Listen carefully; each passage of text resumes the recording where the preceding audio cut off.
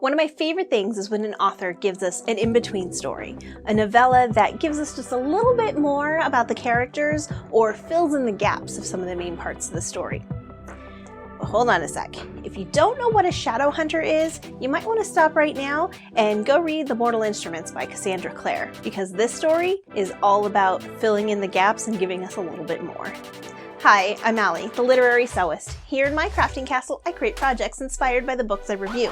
So grab a snack, sit back, and let me tell you why The ELDEST Curses by Cassandra Clare and Wesley Chu inspired me to sew a pillowcase. Oh, and if you're new here, please consider subscribing to my channel for more book-inspired sewing projects, sewing tutorials, and all kinds of book chat.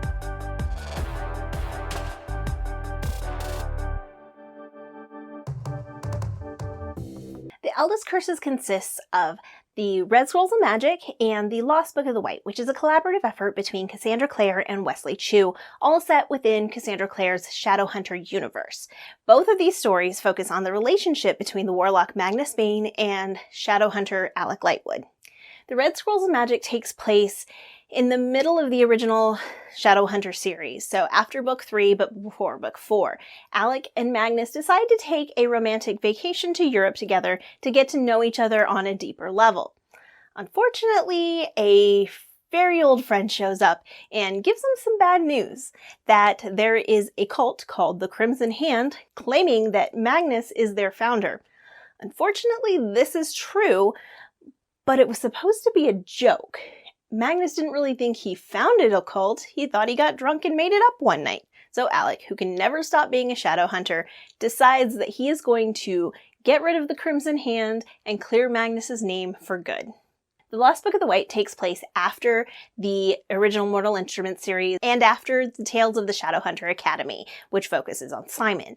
So this is their story, and it focuses more on their relationship. Now they're a serious couple, they've adopted a Warlock child, and they're raising him together. So it focuses on that aspect of their relationship. However, one night, out of nowhere, Xinyan, who we actually met in the Red Scrolls of Magic, and Ragnar Fell, who is Magnus's oldest friend and mentor, appear at their door, and they want the Lost Book of the White, which is very demonic in nature, and Magnus has been keeping safe and keeping it from getting in the wrong hands. Unfortunately, they do get the book, and they end up stabbing Magnus with a thorn that seems to be messing with his magic and probably killing him. After they discover that Xinyan and Ragnar end up in China, the two of them decide that they have to go overseas to stop what is taking place, even though they don't exactly know what's happening. Of course, we get Jason Clary hopping in on the action, Isabel, Simon, the whole original crew of Shadowhunters goes on an adventure to the Shanghai Institute, and there they meet new Shadowhunters, experience new aspects of the Shadowhunter world, and work to stop anything that's taking place between Xinyan and Ragnar Fell, and hopefully keep Magnus from dying. Magnus and Alec are probably my favorite couple in the Shadowhunter universe. There are a lot, trust me, Cassandra Clare writes a lot of couples, but we get to see them beyond their initial love at first sight physical attraction.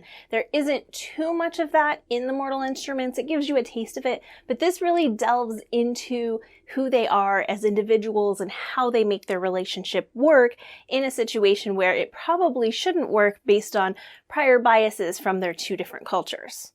It really delves into dealing with their life, their relationship as a couple, how they deal with their families and work pressures.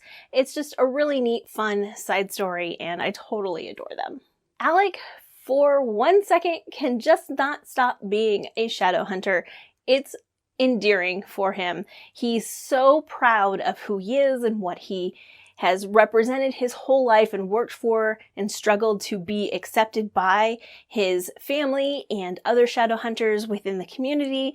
So it's really great to see that that's just natural and innate for him, and he shines as an individual character in this story because of that. Magnus as a father. Magnus is so old. He's been so many things to so many people.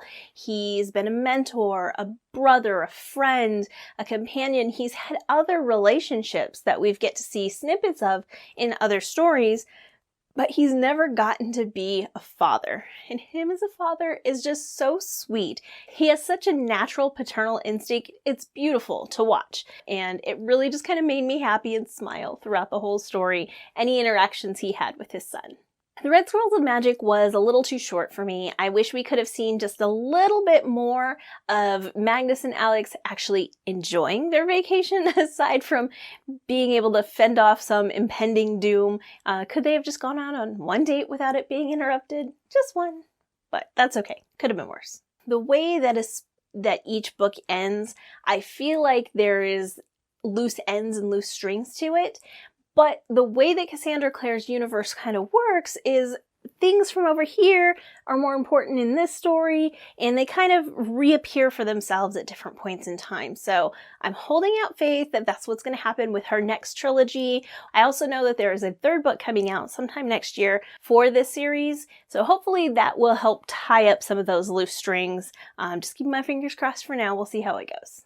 Alright, let's discuss. Who in the Shadowhunter universe would you like to see an additional side story from? Let me know in the comments below what you think, who you'd like to see a side story from, or tell me which of the side stories you already love and who your favorite characters are from this universe. Magnus Bane is a lover of cats. He would have to be, right? I mean, his Warlock bark is his signature cat eyes, so duh. His current furry friend is Chairman Meow. Chairman Meow is just as sparkly, just as fantastic as Magnus is himself, and the two of them are an incredible pair. In fact, Magnus doesn't date anybody his cat doesn't like, so there you go. Can't blame the guy. As a cat lover myself, I found myself in possession of this fantastic cat quilting fabric, and well, I just knew I needed a Chairman Meow pillow. For a 16-inch pillow, you will need one front panel, one back panel, and one pocket fabric.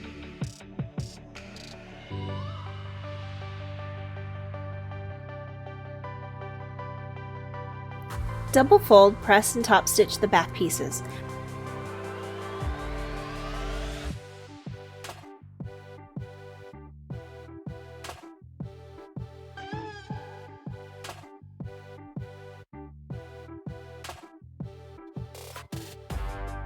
Lay the front right side up and the back pieces right side together.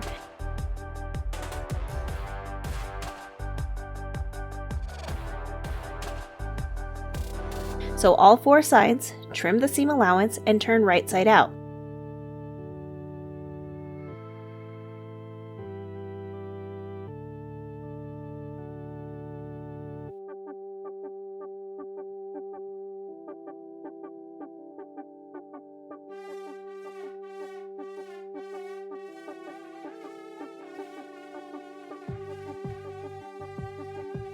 Stuff with your pillow and add a book.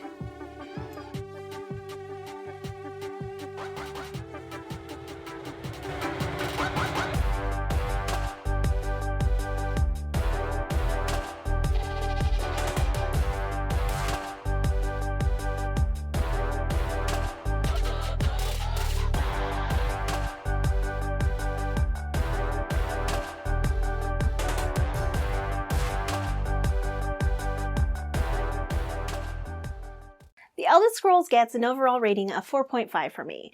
The Red Squirrels of Magic I gave a 4-star rating to, and I gave The Lost Book of the White a 5-star rating. I love the action in The Lost Book of the White just a little bit more than The Red Squirrels of Magic. The Red Squirrels of Magic was more like a bunch of short stories, whereas The Lost Book of the White was a bigger, a little more grand adventure. So I liked the way that flowed a little bit better than Red Squirrels of Magic. So 4 stars, 5 stars. It was a really fun addition to the Shadowhunter stories.